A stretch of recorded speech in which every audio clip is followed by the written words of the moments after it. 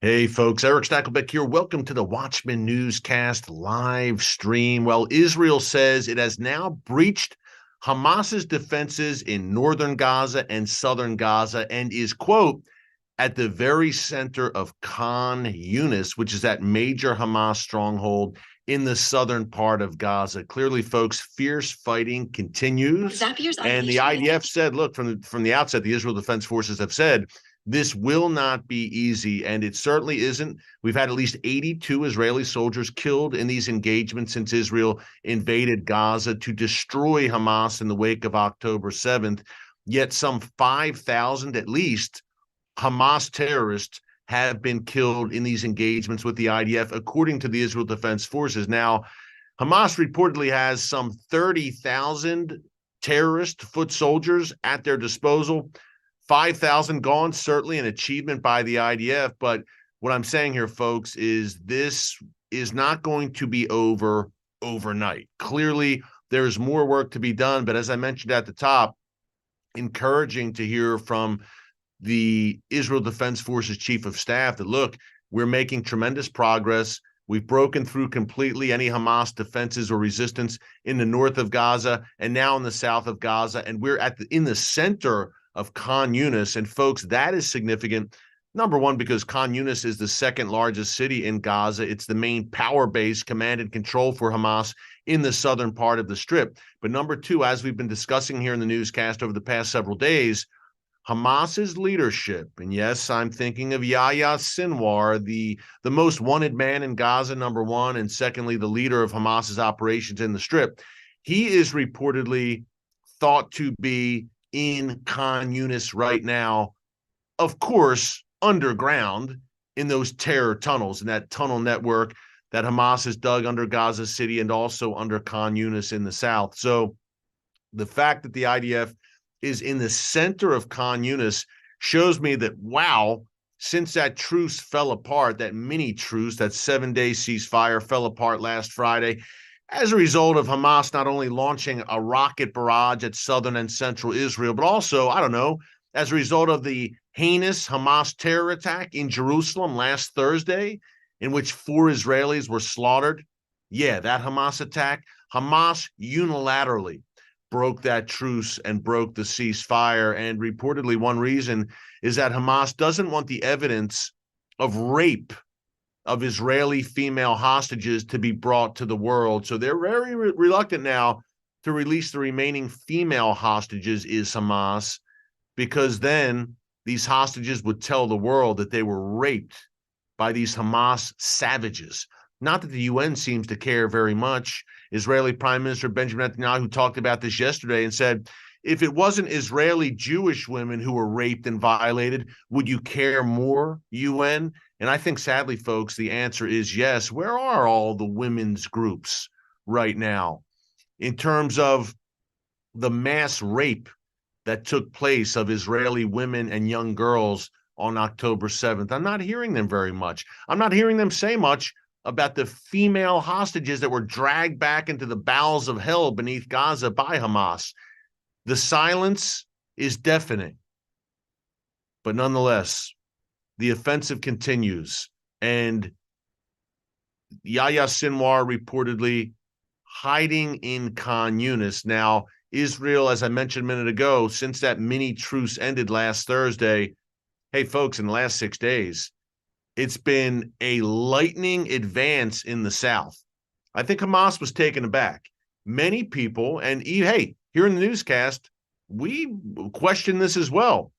We said the longer this truce, this ceasefire lasts, does Hamas get a chance to regroup? Does Israel lose momentum? Remember, in the run-up to Thanksgiving and that truce going into effect, the IDF had made tremendous progress in the north, encircling Gaza City, rooting out the terror networks of these various hospitals in northern Gaza, including the big one, Al-Shifa Hospital, where Hamas's command and control was centered beneath the hospital in the tunnels, no doubt. But we thought that there was a chance that momentum could be broken. And folks, I'm happy to report here in the newscast that does not seem to be the case. Israel has moved with lightning speed now to the very center of Khan Yunis. And again, that means that Yahya Sinwar and the top Hamas leadership in Gaza may not be long for this earth. Now, many times over the past 8 weeks, Israel has eliminated mid-level, I'd say, Hamas commanders and leaders, which is very important, no doubt. And some of the hands who were involved in October 7th in the planning and execution of that heinous massacre. But the top level, the Yahya Sinwars, they have eluded Israel thus far. But again, Yahya Sinwar may not be long for this world.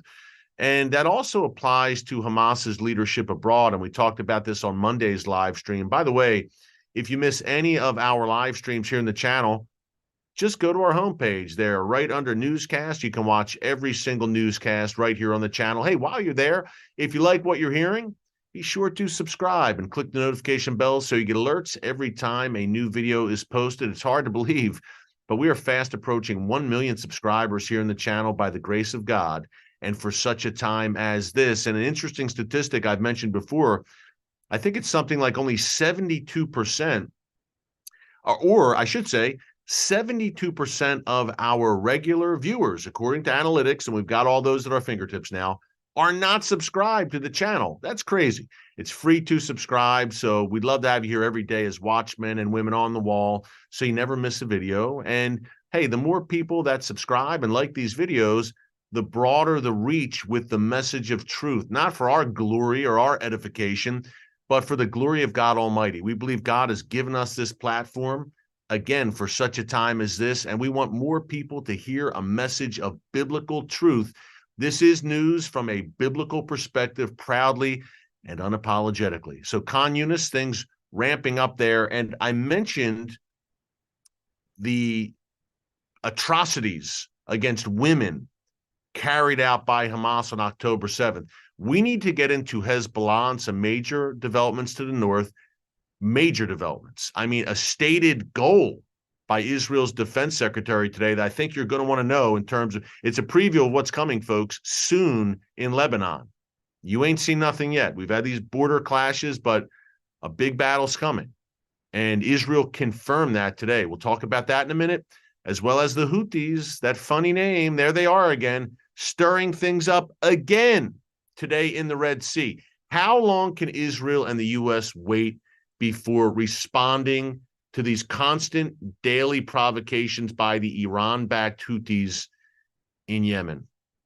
Thousands watching right now. We'll have thousands more before we're done. Welcome to everyone from around the world joining us. Before we get into Hezbollah and the Houthis, I need to share this with you.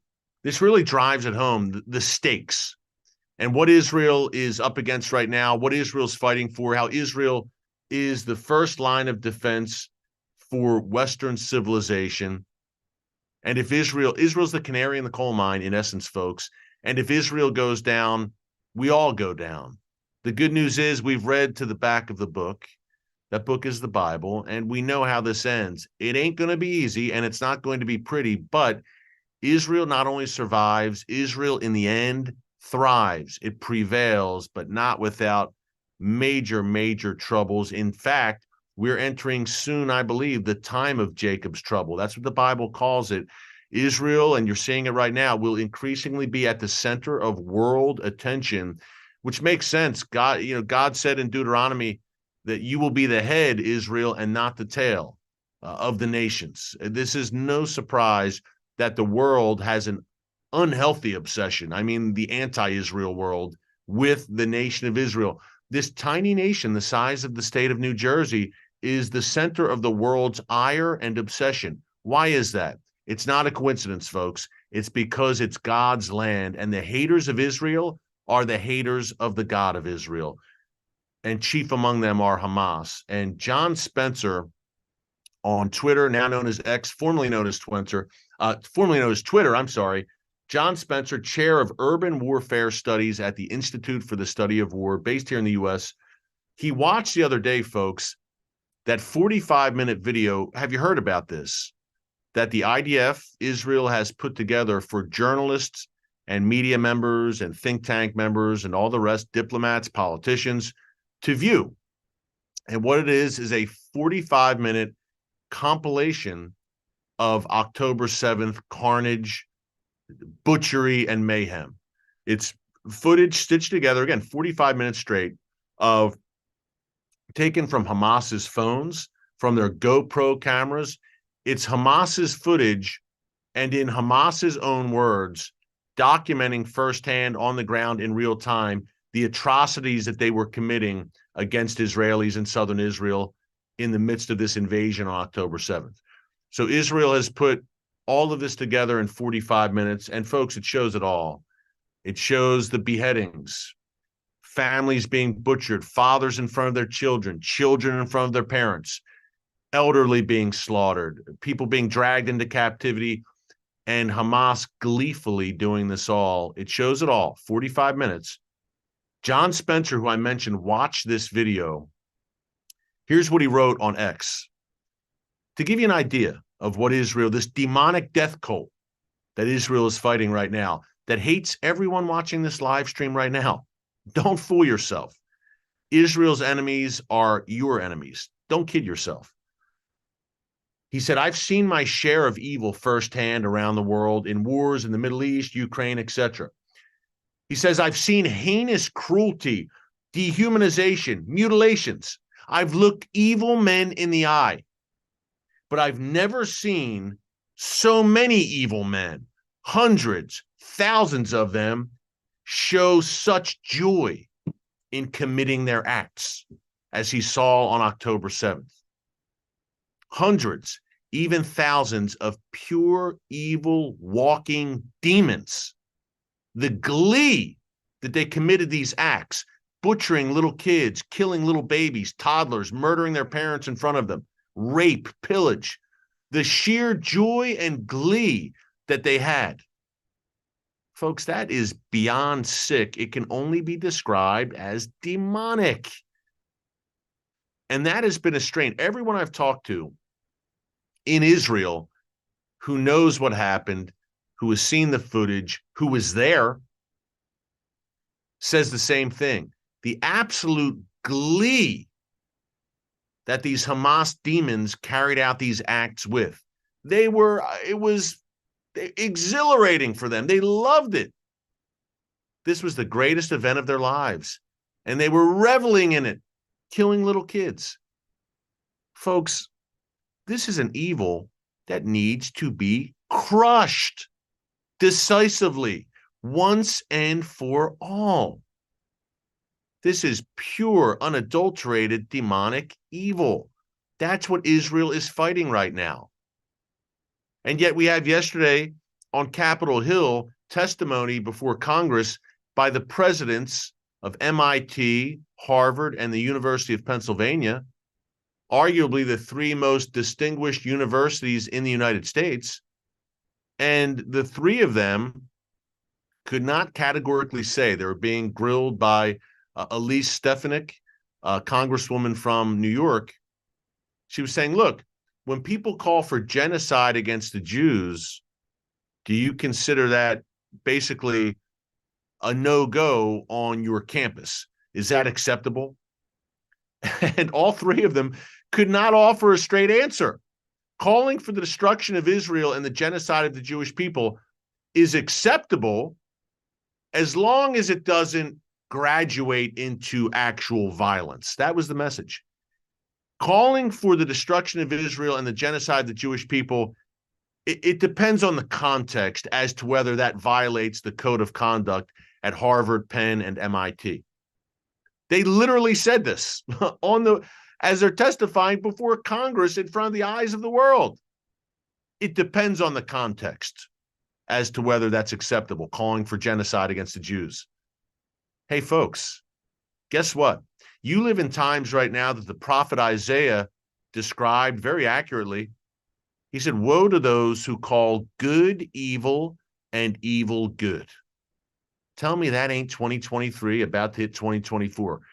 We live in Bible times, prophetic times, and no one said it was going to be easy. A complete collapse of moral clarity on America's college campuses.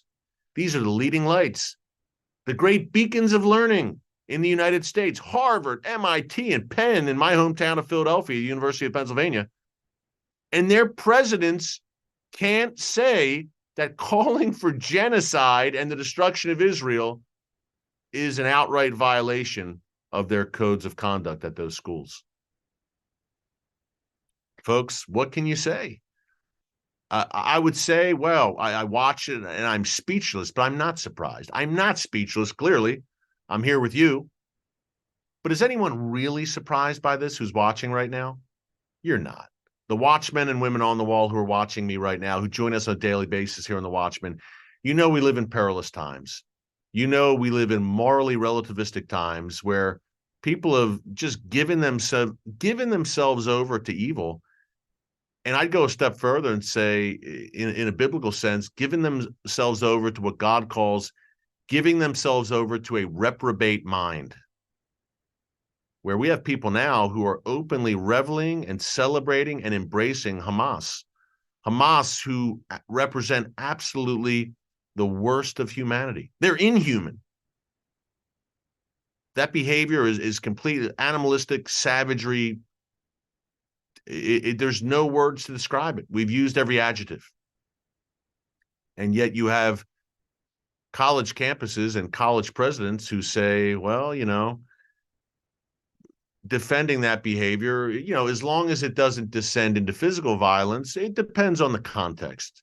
How do you contextualize October 7th? Very interesting and very disheartening, but God sits on the throne. And folks, again, Jesus never said it was going to be easy. Living in the latter days, living in Bible times, living in the time of Jacob's trouble. And he also never said, until I return, you just sit there on your couch and you wait for me. No, we are to be men and women of action, to be proactive. We're trying to do that here in the Watchmen. We're trying to be proactive and take the mantle God's given us and go. Jesus said, go and make disciples of all nations. Go. Don't just sit there. Do something. Go. I think we need to do that now more than ever as followers of Jesus, salt and light, light in the darkness, because folks, guess what? Newsflash. If we don't do it, no one else is going to do it. If we don't step up and step into our biblically mandated role to be ambassadors for Christ, no one else is going to do it. Are you looking to China, Russia, the Middle East, the EU, or the UN to be your moral compass? I always laugh when people say, well, in regards to Israel, the whole world's against Israel. The whole world agrees that Israel is committing, quote, war crimes. The whole world says it, that Israel needs to withdraw from Judea and Samaria, etc., etc. Guess what? The whole world is wrong. There are times when, quote, the whole world, which means the players I just named, UN, EU, Russia, China, Middle Eastern nations, they're wrong. And the voice crying in the wilderness for truth is right. This is one of those times. If the world, quote unquote, agrees with it and is unanimously in support of it these days, then you need to take a second look at what they're supporting and what they're not supporting. And the world, quote unquote, has made its sentiments pretty loud and clear over the past few weeks. Some initial sympathy for Israel, outrage, has now transformed into, hey, wait a minute, Israel, how dare you fight back? How dare you finish the job? The world doesn't like strong Jews. I'm not Jewish, but I know enough to know that when Jews actually fight back and hit back, the world doesn't like it. They like weak, passive Jews, and they would love nothing more than for Israel to be a victim and to rely on the world. That's never going to happen again, because Israel now is saying, we have a state. We've returned to our ancient and ancestral homeland, never to be uprooted again. The prophet Amos uses that phrase, never to be uprooted again. What part of never does the world not understand? Israel's there to stay. And Israel now can defend itself. And then there's the God of Israel, the God of Abraham, Isaac, and Jacob, who neither slumbers nor sleeps. So the world's going to gnash its teeth and increasingly be obsessed with Israel, to the point where the prophet Zechariah says that a day is coming where Jerusalem will become like a burdensome stone, Every nation covets it. Every nation will come against it. Yet every nation that comes against Jerusalem will be cut to pieces. You're in the days. What's next? We talked about Hezbollah and the Houthis, or we didn't talk about them yet, but we need to talk about them. Here's the deal with Hezbollah, and I think this is a massive development. This is the title of today's newscast. Israel vows to beat back Hezbollah in Lebanon. You might say, oh, well, you know, they've been saying that for a while. They've been warning Hezbollah. Hezbollah has been threatening Israel. It's tit for tat. Stakelbeck, we've seen this for the past 8 weeks. Today was different. Israel's defense minister, Yoav Gallant, was in the north meeting with mayors and leaders of these various communities in northern Israel. Now, remember, folks, at least 80,000 people. You know about the mass evacuations in the south. At least 80,000 people have been evacuated from the north as well.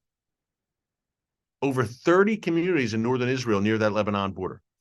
And Yoav Gallant said today, these communities will not go back to northern Israel until we push Hezbollah back beyond the Litani River. Now, that's some 20 miles, I believe, from the Israel-Lebanon border. Right now, Hezbollah is perched on Israel's border, literally. They're on, look, over the weekend, Hezbollah terrorists were taking pictures along that border. And by the way, I've been on that border many times, and I've had my picture taken by Hezbollah terrorists who camp out there as a show of force and attempted intimidation. I've been on the border with the IDF, and you can see them, Hezbollah, seeing you. So they're right there. They're still doing. So much for that UN buffer zone that was supposed to be created after the 2006 Israel-Hezbollah war. But we've posed this time many times here in the newscast, posed this question many times here in the newscast over the past few weeks. What would you do? Would you actually go back to a place like Metula, right on the Lebanon border, or those other communities a few miles from the Lebanon border, knowing that Hezbollah is perched on that border, armed to the teeth, and ready and willing to carry out attacks similar, if not worse, than October 7th? Of course not. No one's going back until Hezbollah is dealt with along the border. Clearly, folks, we are in the run-up to what I've been talking about now for 2 years at least, the Great Northern War, where Israel and Hezbollah will go toe-to-toe. If Israel's goal is to push Hezbollah back some 20 miles beyond the Litani River in Lebanon, that's a serious operation. And Yoav Gallant today said exactly that. We can't let these communities return until Hezbollah is pushed back and there's a major buffer zone created of at least 20 miles. Now, he said preferably the UN would fulfill its duty there, its stated goals and obligations, and enforce that buffer zone. We know that's not going to happen. I'm saying that. And Gallant said, if they don't, we will do it, meaning the IDF. Fasten your seatbelts and batten down the hatches. That conflict to the north, a considerable one, more in-depth and larger than perhaps the Gaza war, if this becomes an all-out conflict in the north, and certainly more than what you've seen since October 7th in the north, where we've had daily skirmishes and battles. And Hezbollah reportedly has been hurt in those battles, by the way. But very significant. Gallant now said, look, to the leaders of these northern communities, we get it, and we know you can't go back if Hezbollah is still there, right on the border. We're going to take care of it. As soon as the dust settles in Gaza, we're going to take care of it. Folks, keep an eye on the north. I've been telling you this since October 8th. Yes, the south, something's coming. Keep an eye on the north in that second front. And Gallant confirmed that today. If he keeps to his word, then Israel is determined to push Hezbollah back several miles from that Lebanon border. And I believe Israel may take a golden opportunity to crush Hezbollah in this instance. Keep an eye on the north. Hey, I mentioned those communities that have been displaced in northern Israel, in southern Israel. Some 300,000 Israelis overall have been displaced since October 7th. Yesterday, and you'll see this on the Watchman show next week on TBN, I interviewed one of the heroes of October 7th who repelled Hamas invaders of his moshav along the Gaza border. Just incredible. His reward is he's staying in a hotel right now, and he doesn't know when he'll go home. And his kids aren't in school. It's madness right now. Right now, to the north, to the south in Israel, the economy obviously is only focused on the war effort. Businesses are struggling. The tourism industry has come to a screeching halt. I'm telling you this to know, as Hanukkah starts tomorrow night, as the Christmas season is upon us as well, that Israel could use some help right now and a few good friends. You can tell who your friends are when the chips are down, your true friends. So I want to tell you about Artza, our good friends. Artza boxes are incredible, filled with incredible handmade goods made in Israel. It's an Israeli-owned small business. And the owner of Artza, a good friend of mine, is in Israel's reserves. He's in the IDF right now fighting, defending the nation of Israel, and he owns this company. He's trying to operate this company and trying to defend the nation he loves and lives in and his family. Supporting Israeli small businesses right now is supporting the Israeli economy, is blessing Israel as laid out in Genesis 12:3, blessing the people of Israel. Artza is a great way to do it. I've been working with them now for over 3 years. The products are top-notch, made in Israel, in the Holy Land, in places like Jerusalem, Nazareth, Bethlehem, the Galilee, the Negev, by Israeli artisans, Israeli artists, and Israeli chefs. It's amazing. All in this one box. And it's so well done, handcrafted, top-notch, the quality. If you haven't been to the Holy Land, and look, folks, it's really tough to get there right now. No flights going in from the U.S., essentially. Many airlines have shut down flights to Israel. Tourism has come to a screeching halt. That's where Artza really comes in, especially, hey, great time to give gifts right now, Hanukkah, Christmas. Check it out, artzabox.com. It's a taste of the Holy Land arriving at your front door, and you don't even have to go to the Holy Land. You need to get there eventually, but right now it's tough. But here's a taste of Israel for the holidays, for your loved ones who love Israel, and you're supporting Israel. You're supporting the Israeli economy. Artza, A-R-T-Z-A, you see the information there on your screen, artzabox.com. Use the discount code Watchman, M-A-N, Watchman18, and you'll get 18% off your Artza box subscription. Great stuff, good offer, just so cool. I mean, when they arrive, I get excited. My kids get excited. 17-year-old, 13-year-old, Dad, what'd they send this time? And it's straight from Israel, which gives special meaning and significance. Made in Israel. Very cool. Artzabox.com. Watchman18 is the discount code. And you're blessing Israel during Christmas, during Hanukkah. What could be better? It's a great offer. Check it out. It checks all the boxes. Blessing Israel, blessing your family, blessing an Israeli small business. Great stuff for such a time as this. Speaking of Hanukkah, one quick programming note, and then we'll get to the Houthis. Tomorrow night, December 7th, our Hanukkah special. I told you about this the other day here on the live stream. Why does Hanukkah matter now more than ever? The Hanukkah story, the story of the Maccabees. Jesus observed Hanukkah as laid out in the Gospel of John. So why should you, as a follower of Jesus, as a Jew, as anyone, care about Hanukkah, again, now more than ever? Tomorrow night, 8 p.m. Eastern Time on TBN and the TBN app.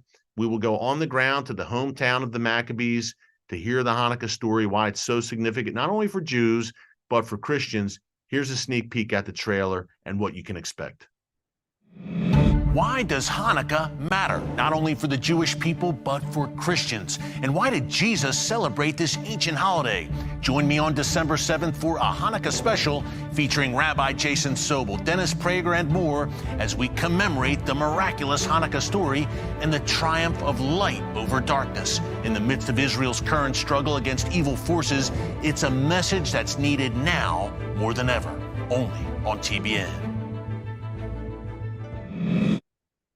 Folks, it was a fun show to do, and we could all use a smile right now, right? In these dark times we're living in the holiday season, thank God, we celebrate the birth of the Savior and the Jewish people observing Hanukkah. And as a Christian, after you watch this special, you have a whole new appreciation for Hanukkah and its significance for our faith as well. Look, we are grafted in as I'm a Gentile follower of Jesus. of a Jewish rabbi from the Galilee region of Israel. So we're grafted in, and this special not only lays out the history of the Hanukkah story, the battle for religious freedom, the Maccabees.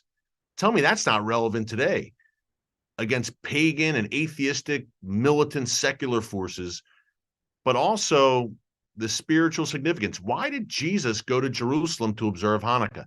Check it out tomorrow night, 8 p.m. Eastern time on TBN and the TBN app. Hey, the Houthis, there they are again.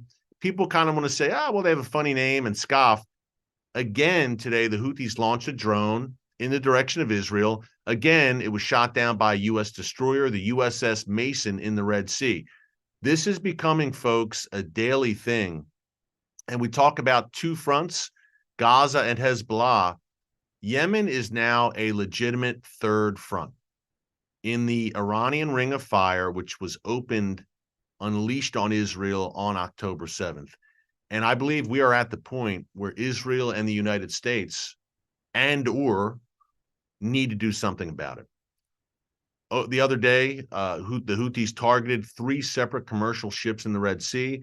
They have hijacked, in acts of piracy, commercial ships. They've launched missiles, rockets, and attack drones in the direction of Israel. Thankfully, all those projectiles have been shot down by the U.S. or by Israel, but the barrage continues. And the U.S. has even said Iran is behind this. Iran is ordering the Houthis to do this. So they're going to continue to do it until someone responds. And I know Israel doesn't want to get involved on a third front. They want to focus on Gaza, then Lebanon, and they'd like the Yemen threat to go away, but it's not going away. Either Israel's going to respond, because I don't know if the U.S. is going to do anything meaningful. I hope they do. I hope the Biden administration orders a strike against the Houthis in Yemen to send a message, because U.S. vessels have been targeted. And this is an Iranian proxy war, and it sends a message to Iran as well to send a firm message to the Houthis. Now, at the outset of this administration, January 2021, the message sent was appeasement. The first foreign policy act that the Biden administration made in January 2021 upon coming to office was to remove the Houthis from the terror list, the State Department terror list. Bad move, wrong message. How did the Houthis respond? With barrages of rockets, missiles, and drones aimed at Saudi Arabia and elsewhere. And they're up to their tricks again. So when is the world, in particular Israel, the U.S., going to respond? And folks, ideally, it would be the U.S. Israel right now is in the midst of a two-front war. The U.S. is in the Red Sea. The U.S. has been targeted. The U.S. is long overdue to send a message to Iran and its proxies. So we shall see. 2 days ago, a White House spokesman said, we'll respond in an appropriate fashion, in a manner of our choosing. Okay. And yet, the rockets, the drones, and the missile attacks continue. Keep an eye. I keep saying keep an eye on the north, Hezbollah, no doubt. But folks, what's happening in the south, the deep south, 1,000 miles south of Israel right now, demands a response. We're at that stage. Will we get it? We shall see. Hey, remember the Hanukkah special tomorrow night, 8 p.m. Eastern time on TBN and the TBN app. Check out artsabox.com, Watchman 18, and join us right here on the live stream tomorrow for more from the world's most chaotic, most volatile, most strategic region, the Middle East, and why it affects you no matter where you live. What happens in the Middle East does not stay in the Middle East, and the Bible. Not only do current events show you that clearly, folks, the Bible is even more clear about it. Keep it right here. Keep it all in prayer. Until tomorrow, God bless you, and remember, never hold your peace. Hey everyone, thanks for checking out the Watchman Newscast. Make sure you hit the subscribe button so you never miss an upload, and tap the bell icon so you're notified every time a new video is posted. And don't forget to share your thoughts, insights, and comments below. Thanks for watching. We'll see you back here tomorrow.